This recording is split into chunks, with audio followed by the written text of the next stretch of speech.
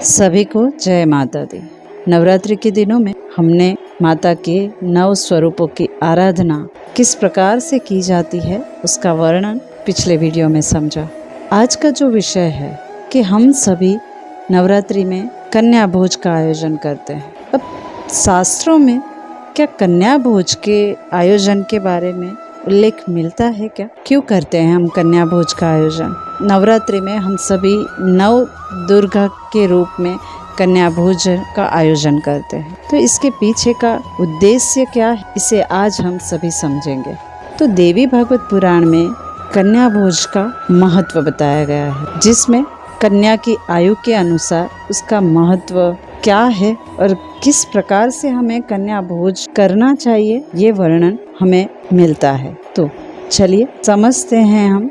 तो जो हम नवरात्रि में कन्या भोज का आयोजन करते हैं, तो देवी भागवत के अनुसार 2 साल से ऊपर की कन्या को यह अधिकार होता है, क्योंकि 1 वर्ष की आयु वाली कन्या गंध और भोग आदि पदार्थों के स्वाद से अनभिज्ञ होती है, और 2 वर्ष की कन्या को कुमारी, 3 वर्ष की कन्या को त्रिमूर्ति, 4 वर्ष की कन्या को कल्याणी, 5 वर्ष की कन्या को रोहिणी, 6 वर्ष की कन्या को कालिका, 7 वर्ष की कन्या को चंडिका, 8 वर्ष की कन्या को सांभवी, 9 वर्ष की कन्या को दुर्गा और 10 वर्ष की कन्या को सुभद्रा कहा जाता है। अब इसके ऊपर की अवस्था वाली कन्या का पूजन नहीं करना चाहिए, और इन कन्या का पूजन नित्य हम कर सकते हैं, और अथवा प्रतिदिन एक एक कुमारी की संख्या के वृद्धि क्रम से भी पूजन कर सकते हैं,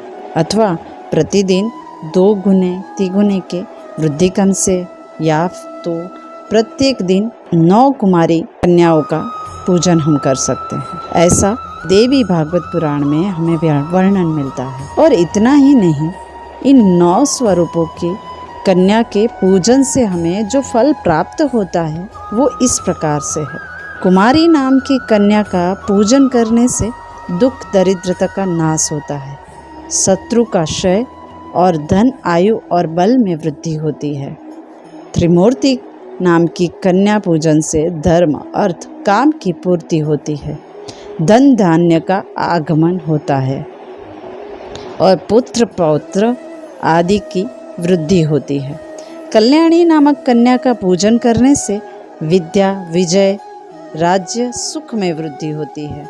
कालिका नामक कन्या का पूजन करने से शत्रु का नाश और धन तथा ऐश्वर्य की प्राप्ति के लिए चंडिका नामक जो 7 वर्ष की आयु वाली कन्या हो, सम्मोहन, दुख, दारिद्र्य के नाश तथा संग्राम में विजय के लिए सांभवी कन्या का पूजन करना चाहिए। क्रूर शत्रु के विनाश एवं उग्र कर्म की साधना के निमित्त और परलोक में सुख पाने के लिए दुर्गा नामक कन्या की भक्ति पूर्वक आराधना करनी चाहिए, और अपने मनोरथ की सिद्धि के लिए सुभद्रा नामक कन्या का पूजन करना चाहिए, जो 10 वर्ष की आयु वाली कन्याएं मानी गई है। तो इस प्रकार से हम नवरात्रि के 9 दिनों में कन्या के 9 रूपों द्वारा, जो कि माता के 9 स्वरूप माने गए हैं, सभी कन्याओं के द्वारा हम इनका पूजन करते हैं, ताकि हमारे जीवन में